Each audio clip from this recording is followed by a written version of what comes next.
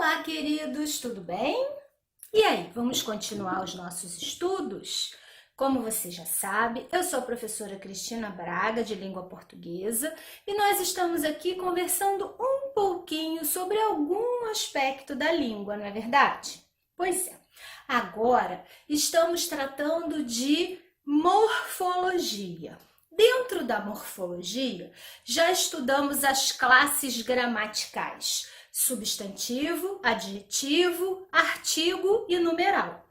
E hoje nós vamos estudar, não se assustem com o quadro cheio, tá? Vai ser tudo com muita calma.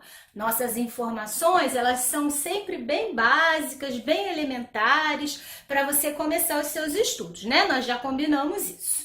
Então, o que nós temos hoje? A classe gramatical advérbio, a classe gramatical interjeição, a classe gramatical preposição e as palavras denotativas. Falaremos nelas já já.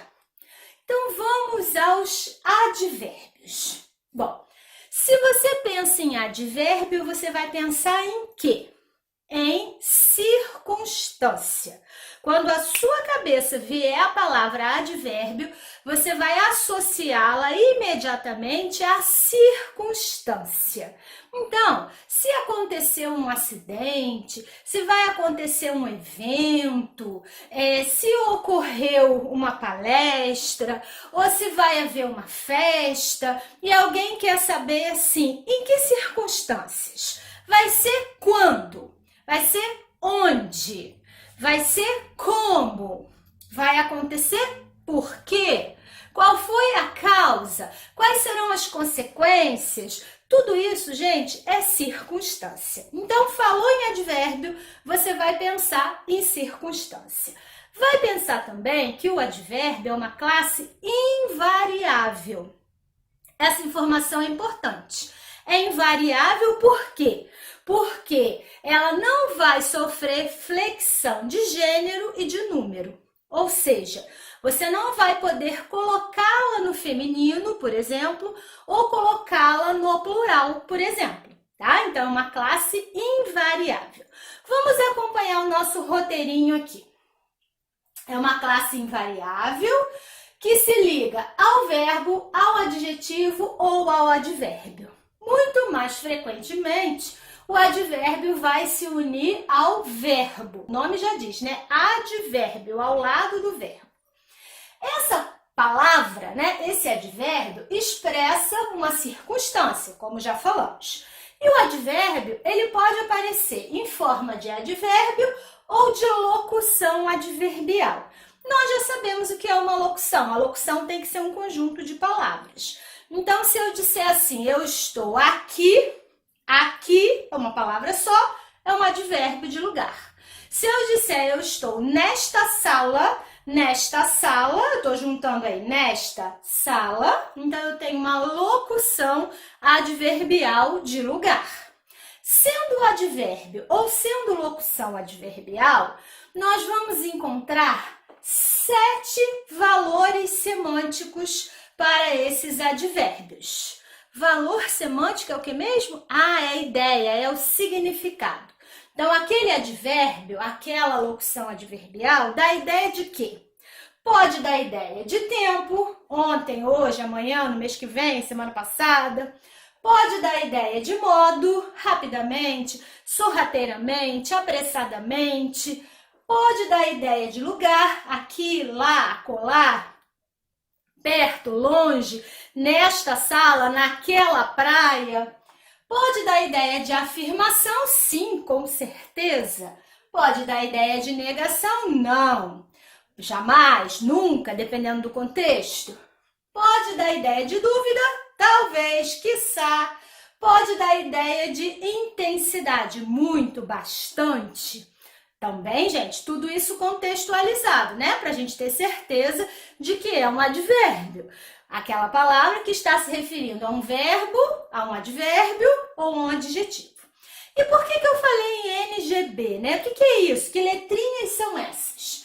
Bem, NGB é a nomenclatura gramatical brasileira, né? É como se fosse a lei da língua. lá onde estão escritas as regras fundamentais. E lá aparecem 7 tipos de advérbio. Também vão aparecer depois como adjuntos adverbiais, né? Lá quando a gente estiver estudando sintaxe. Mas nós sabemos que existem muitos tipos, né? Com certeza você já estudou um advérbio ou uma locução adverbial que seja de meio, de companhia, de instrumento. Então, seja uma locução ou um advérbio que deu uma ideia de instrumento, por exemplo, fez a prova à caneta, ou de companhia, foi à praia com o filho, ou de origem, vieram de Minas Gerais. São vários os valores semânticos, né, gente? Continuando.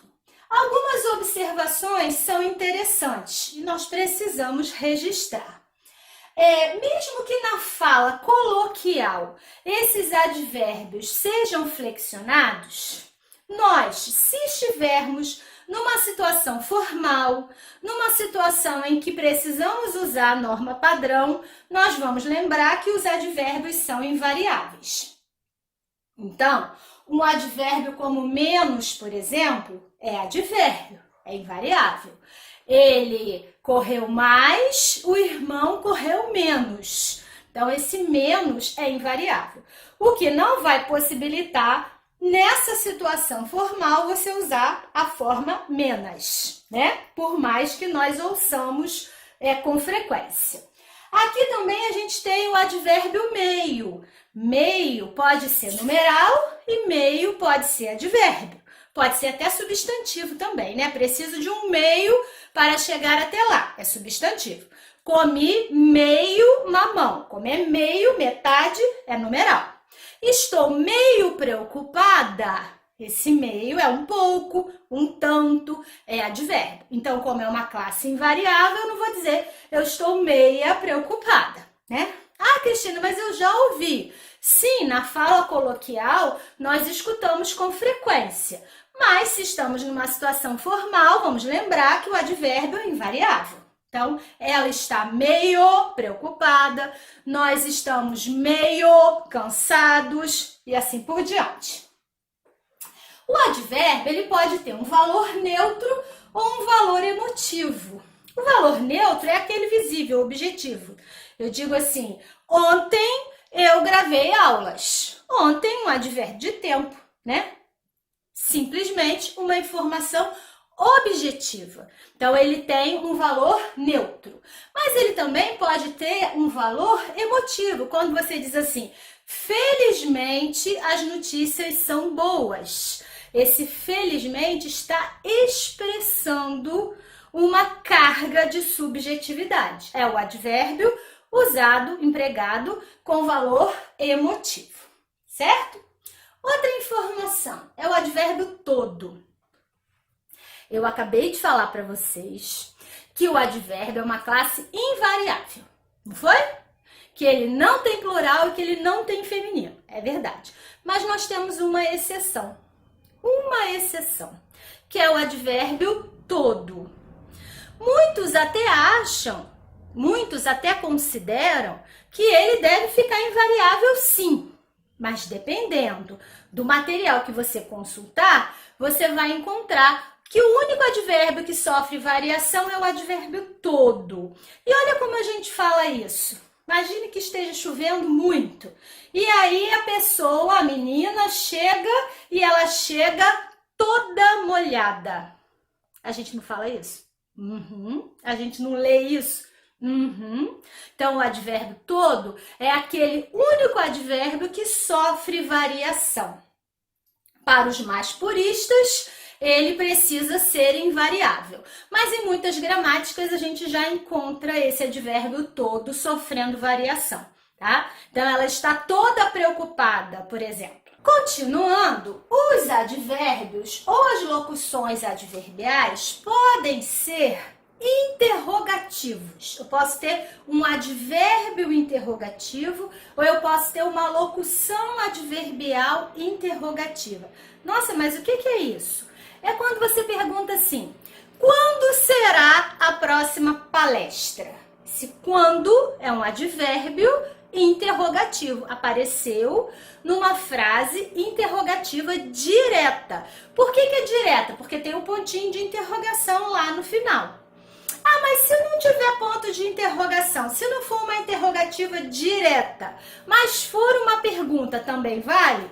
Vale. Quero saber quando será a festa. Não tem ponto de interrogação e o quando continua sendo um advérbio interrogativo.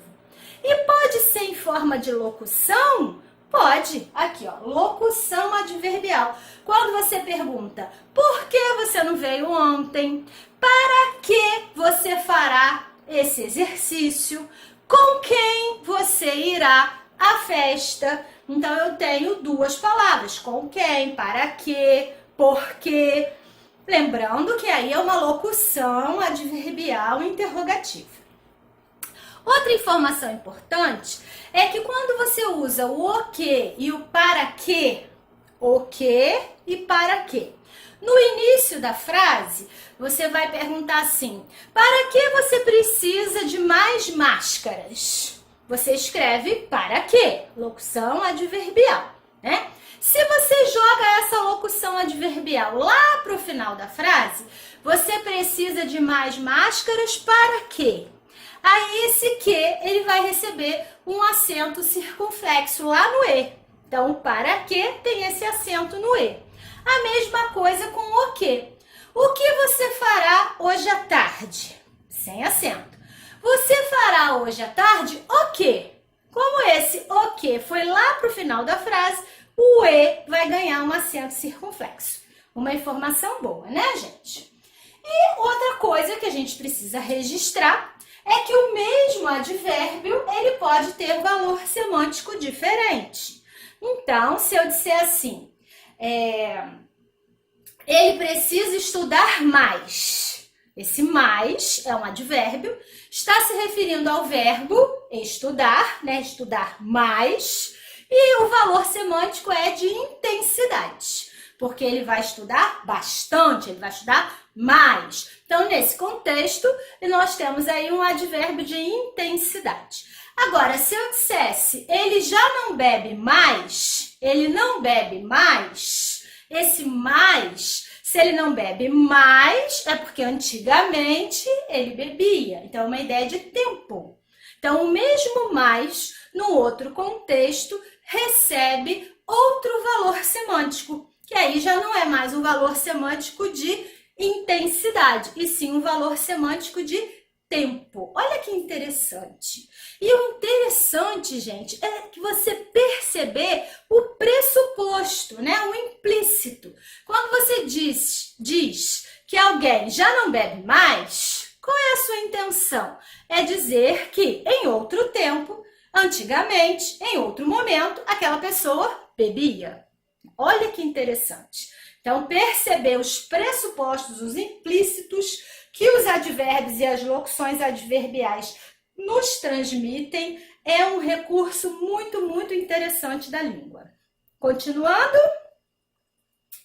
nós vamos agora observar a categoria do grau.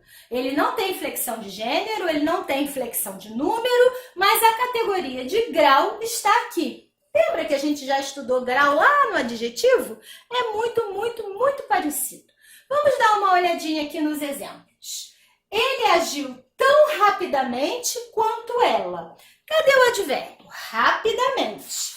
Rapidamente está dando pra gente uma ideia de modo, né? Como foi que ele agiu? Ele agiu rapidamente. Do lado desse advérbio tem outro, que nós já conhecemos, que é tão. Então, se nós temos na construção tão rapidamente, o comparativo é um comparativo de igualdade. Eu tenho dois elementos, ele e ela. Tem o advérbio tão, que dá uma ideia de igualdade. Então, o grau ali é comparativo de igualdade. No de baixo, ele agiu mais rapidamente que ela. Continua com dois elementos, ele e ela. O advérbio está ali rapidamente. E ao lado desse advérbio tem outro, que é o mais. Também já conhecemos. O advérbio mais, ele vai ajudar na construção de um grau comparativo de superioridade. Muito bem, quem pensou isso? E o outro exemplo? Ele agiu menos rapidamente que ela. Dois elementos, ele e ela. O advérbio está aqui, rapidamente, e o outro advérbio que está ao lado é menos. Atenção que é menos. Então, menos rapidamente, comparativo de inferioridade. Já sabemos isso porque já estudamos lá no adjetivo, não é verdade? Também já sabemos que esse comparativo ele é formado pelo processo analítico. Analítico por quê? Porque tem duas palavras. O advérbio tão e o advérbio rapidamente. O advérbio mais e o advérbio rapidamente. O advérbio menos e o advérbio rapidamente. Dois advérbios, processo analítico, então a gente nem precisa dizer que é analítico. Contudo, ele pode ser construído de maneira diferente. Dá uma olhadinha aqui. Ele agiu melhor que ela. Melhor, tá aqui o advérbio, agiu melhor. Só tem essa palavra, melhor. Só tem esse advérbio. E ela termina em OR. A gente já sabe isso. Então, se termina em OR, é uma forma sintética. Só tem uma palavra, só tem um advérbio. Não tem aqui na frente mais melhor, né, gente? Não daria para ser mais melhor. Então, eu tenho um comparativo de superioridade sintético, certo? Olha o outro. Ele agiu pior que ela. Pior, só tem uma palavra, só tem um advérbio. Agiu pior. Tem ali do lado mais pior? Não, não tem, não poderia ter. Então, só tem uma palavra. De novo, é comparativo de superioridade. E comparativo de superioridade sintético. Valeu a pena a gente estudar lá nos adjetivos, não foi? Mas o grau comparativo é o único que existe no advérbio? Não, a gente também tem o grau superlativo. Olha só, ela agiu muito rápido. Cadê o advérbio? Tá aqui, rápido. Agiu rápido. Qual é ali o contexto, a situação? Não temos. Só temos essa informação. Ela agiu muito rápido. Então, eu tenho um superlativo absoluto. E ele foi construído de que forma? Com uma palavra só ou com duas? Com duas. Aqui eu tenho um advérbio e aqui eu tenho outro advérbio. Então, eu tenho um superlativo absoluto analítico. Será que eu posso trocar muito rápido por um advérbio só? Posso. Ela agiu rapidissimamente. Rapidissimamente significa muito rápido, só que só tem uma palavra. Então, aqui em rapidissimamente, agiu rapidissimamente, eu tenho o superlativo absoluto sintético, que é sempre utilizado com sufixo. Certo? Deu para lembrar? Então, a gente já estudou o grau do adjetivo e agora está vendo que o advérbio também tem essa categoria de grau. Continuando aqui. Existem alguns recursos, principalmente da fala, né, da linguagem coloquial, em que o emissor não escolhe nenhum desses processos e faz de uma forma criativa, expressiva e diferente. Exemplo, ela mora perto. Perto é um advérbio de lugar, né? Poderia falar, ela mora muito perto, mas às vezes o falante não diz assim. Ele repete o advérbio e diz assim, ela mora perto, perto. Perto, perto quer dizer que é muito perto. E a forma, ela não é nem com um advérbio ao lado, diferente, e nem com um sufixo. É com a repetição do mesmo advérbio. E ainda temos outra. Viajaremos cedinho. Ela mora pertinho. Para que esse sufixo inho aí no advérbio? É para dar essa ideia superlativa. Viajaremos cedinho quer dizer viajaremos muito cedo. Ela mora pertinho quer dizer que ela mora muito perto. Olha como que a nossa língua é muito, muito rica, né? E nós ainda temos uma observação aqui. Se quisermos utilizar um advérbio terminado em mente, como calmamente, rapidamente, sorrateiramente, inteligentemente, assim por diante. Se na construção ele aparecer repetidas vezes, não precisa ser o mesmo advérbio. Podem ser advérbios diferentes, mas terminados em mente. Essa repetição, ela não acontece. Vou dar um exemplo.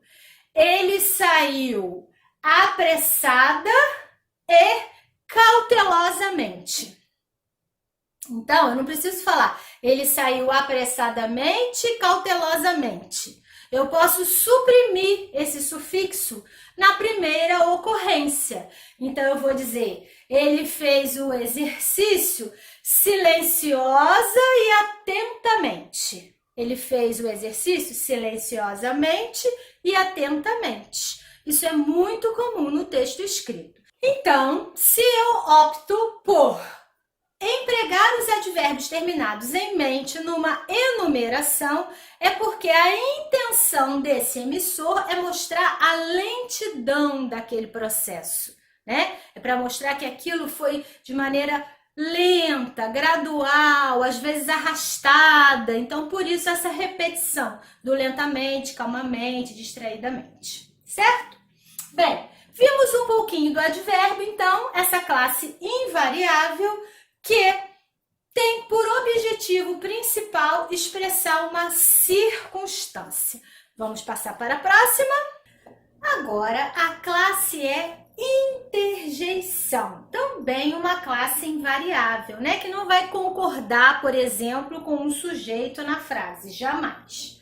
Interjeição. Quando a gente falou em advérbio, associou a circunstância. Interjeição, nós vamos associar a quê? Nós vamos associar, gente, as emoções do emissor. Então, a interjeição é aquela palavrinha que pode dar ideia de susto, de dor, de alegria, de contentamento, de descontentamento, de raiva, né? Quantas interjeições a gente conhece que a gente diz, ai, ui, nossa, meu Deus. E aí, se eu falo, meu Deus, já são duas palavrinhas, né? E a gente sabe que a locução, ela sempre vai acontecer com um grupo de palavras. Da mesma forma que a gente tem a locução adverbial, a gente pode ter a locução interjetiva, né? Então, vamos lá. A interjeição é aquela palavra, então, que expressa emoções desse emissor. A interjeição, quando tem uma palavra só, é chamada de interjeição, como ai, ui, nossa, cruzes, viva. E de locução interjetiva, quando eu tenho mais de uma palavra. Ai, meu Deus, ora bolas, e assim por diante. Uma característica importante da interjeição é que quando ela aparece no discurso, quando ela aparece na frase, normalmente ela vem marcada por sinais de pontuação. É muito frequente que você encontre um ponto de exclamação. Quando você diz viva, vem um ponto de exclamação. Ou vem com nossa, com cruzes e assim por diante. Também temos as reticências e até a vírgula.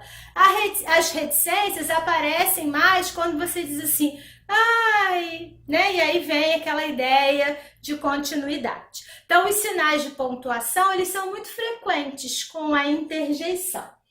Nós também temos a derivação imprópria. A derivação imprópria, gente, aparece sempre, né? Mas com as interjeições, ela é muito frequente. Eu posso pegar uma palavra que originalmente é um adjetivo, ou é um substantivo, ou é pertencente a uma outra classe, um advérbio que a gente acabou de usar, né? E você pode empregá-la como interjeição. Eu coloquei dois exemplos aqui para você, ó, socorro e cruzes. Socorro, um substantivo, cruz, um substantivo no plural, né? E quando você fala diante de alguma situação, cruzes, não quer dizer que você está falando de várias, né, cruzes. Olha a derivação imprópria aí.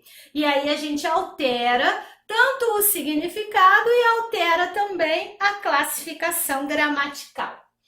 Essa interjeição, ela pode ser usada com funções diferentes. Vale a pena a gente registrar. Quando eu digo assim, oh, que saudade que tenho da minha infância querida, dos anos da aurora da minha vida, dos anos que não voltam mais, Casimiro de Abreu, né, lá do romantismo. Esse O aqui, gente, tem um valor emotivo.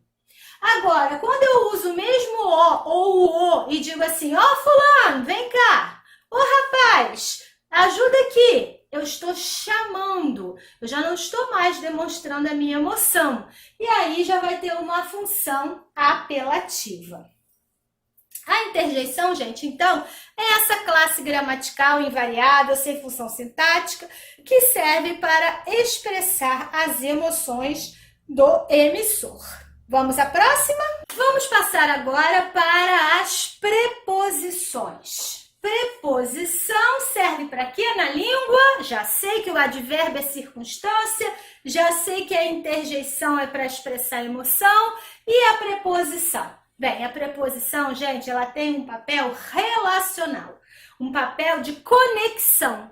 Então, a preposição, ela conecta palavras, né? Ela une palavras. E esse papel, ele é fundamental, a gente precisa muito das preposições. Precisa das preposições para descobrir o valor semântico que elas têm. Precisa das preposições para saber que tipo de termo sintático, né, que termo constitutivo da oração ela inicia. Então, estude com muita atenção as preposições. Vamos lá? Bem, existem as preposições essenciais, aquelas palavras que são preposições. Muita gente aí, agora vocês vão me contar isso, hein? Muita gente aí até decorou essa listinha, até inventou uma musiquinha para saber essas preposições. Vai me dizer que não é verdade. E aí você tem a, ante, até, após, com, contra, desde, em, entre, para, perante, por, sem, sob, sobre, trás. Olha que tem gente que sabe essa musiquinha até hoje, hein? Isso aí. Essas preposições, então, são aquelas chamadas essenciais. Mas se tem preposição que chama essencial, será que tem outra que chama diferente? Tem. Nós temos as preposições acidentais. Aquelas que normalmente não funcionavam como preposição, mas naquele contexto assumiram esse papel. Né? A gente já está estudando isso toda hora. Então, eu coloquei aqui para vocês, por exemplo, segundo. Segundo pode ser uma conjunção, dependendo do contexto. Mas se eu falar assim, agiu segundo impulsos, aí eu tenho uma preposição, tá? Então, as preposições essenciais ou acidentais são aquelas que vão fazer parte do nosso estudo. Lembrando que ela também pode aparecer na forma de locução, né? Também posso ter a locução prepositiva. E se isso acontecer, essa locução prepositiva, ela sempre vai terminar com a preposição, como por exemplo, apesar de, aí termina com o de. Bom, as preposições, elas têm um papel coesivo, lógico, né? Fundamentais aí na coesão, porque elas têm o objetivo de conectar palavras. A finalidade da preposição pode ser semântica ou sintática. Nossa, isso é muito importante, gente.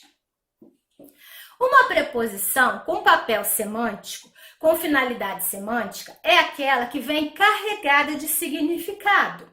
E é lógico que eu não vou olhar a preposição sozinha, né? Eu vou olhar a preposição e o contexto no qual ela está inserida. Então, esse valor semântico, ele pode ser diferente. Dá uma olhadinha aqui comigo. Cortou o bolo. Cortou o bolo com a faca. Cortou o bolo com o noivo. Cortou o bolo com pressa. Vê se não é diferente, gente? A preposição é com, é a mesma preposição. Mas cortou o bolo com a faca, A preposição com está denotando uma ideia de instrumento. Foi um instrumento utilizado para cortar o bolo, foi a faca. Cortou o bolo com o noivo? Gente, ninguém vai imaginar a mesma situação, né?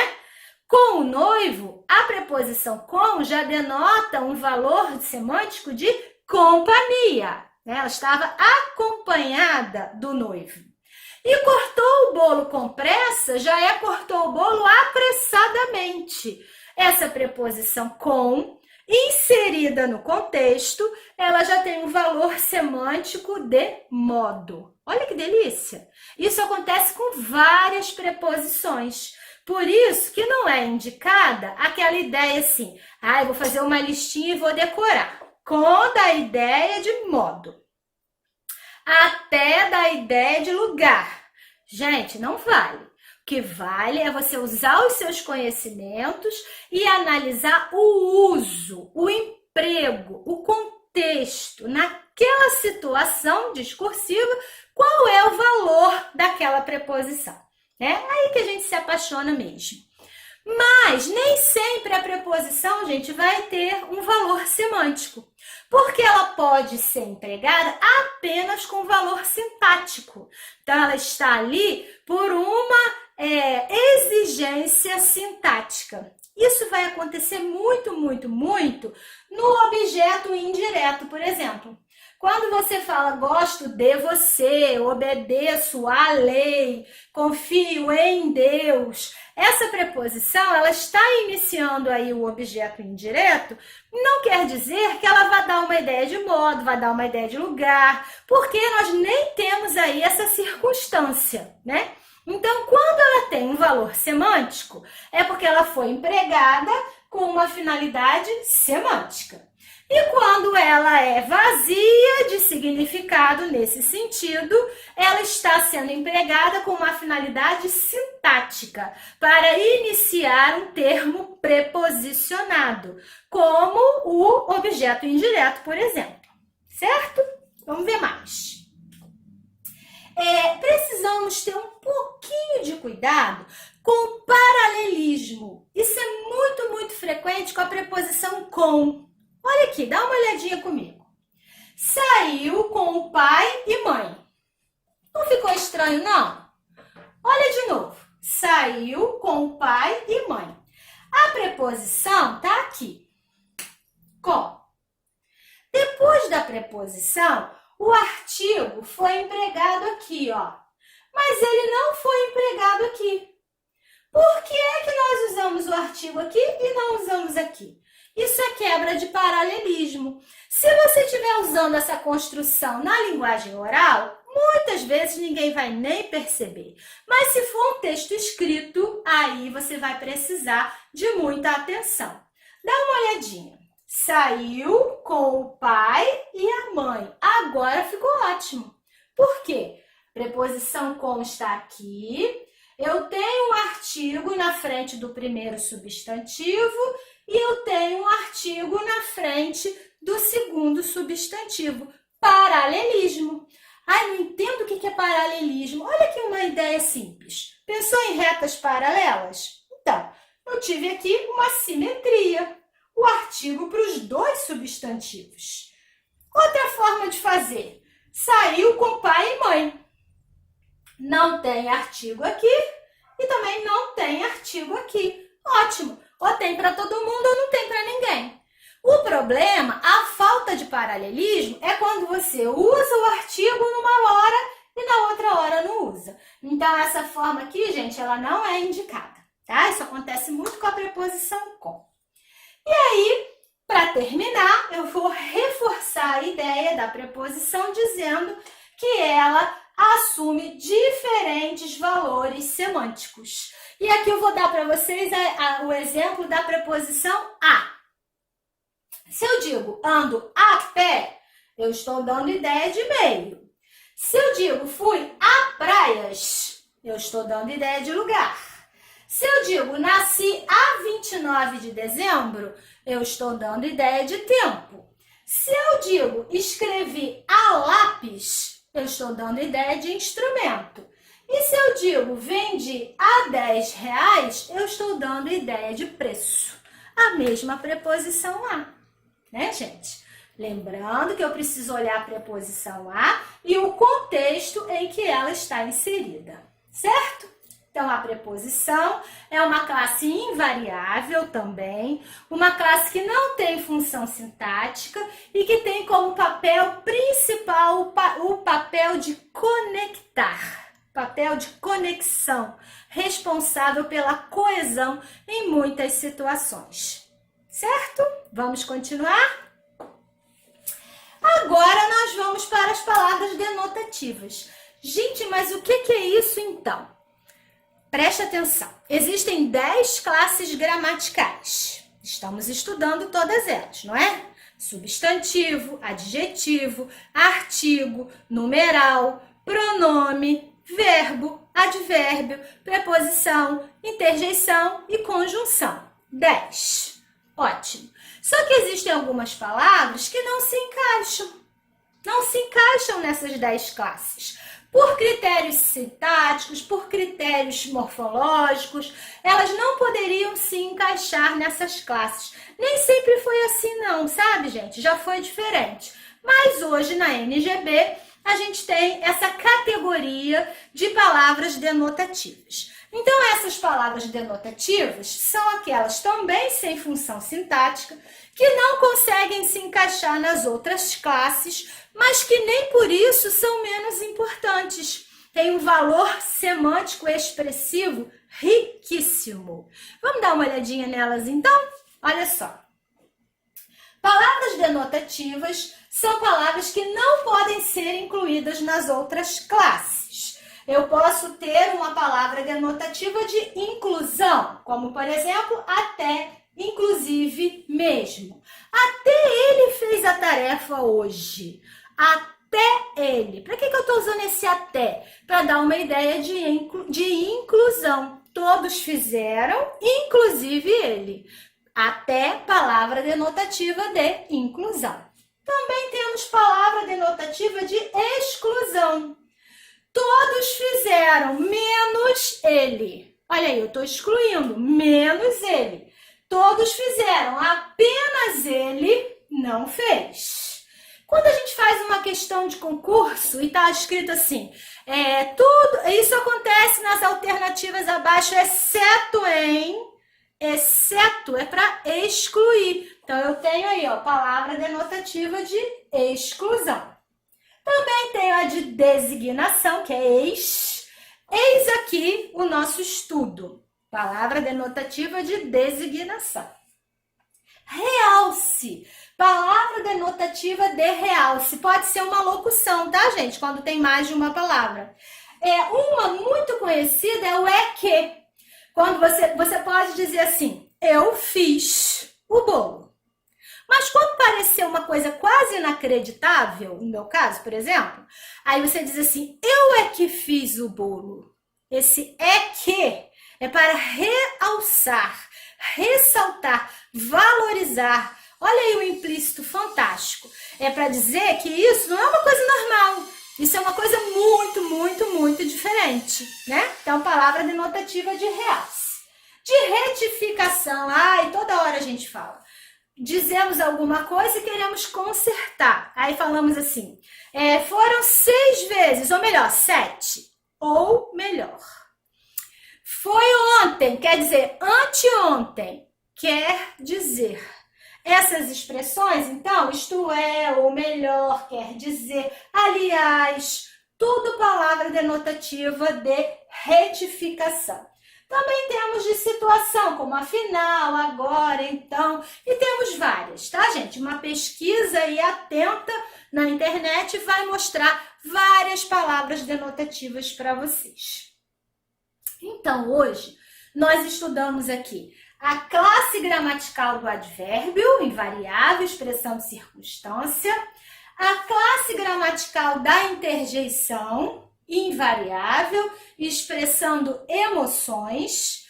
Estudamos a classe gramatical da preposição, invariável, mostrando para nós o papel coesivo. E estudamos as palavras denotativas denotativas, que são aquelas que não se encaixam nas outras 10 classes, né? São palavras sem função sintática, mas com grande carga semântica. Aliás, desse grupo aqui, sem função sintática, nós temos a interjeição, a palavra denotativa e a preposição, né? E o mais importante disso tudo é lembrar o seguinte: a escolha de determinadas estruturas linguísticas resulta em força argumentativa de um texto. Então, o conteúdo implícito, o argumento mais forte, aquilo que você quer ressaltar, aquilo ao qual você quer dar mais ênfase, isso é muito importante para o entendimento do discurso. E essas palavras que aqui estão, muito nos ajudam nisso. Muito nos ajudam para entender os implícitos, os pressupostos, os valores, as informações que são mais valorizadas em detrimento de outras. Por isso que a gente precisa prestar atenção. Tá bom, gente? Ficamos por aqui. Agora você já pode iniciar suas pesquisas. Um beijo e até o próximo vídeo.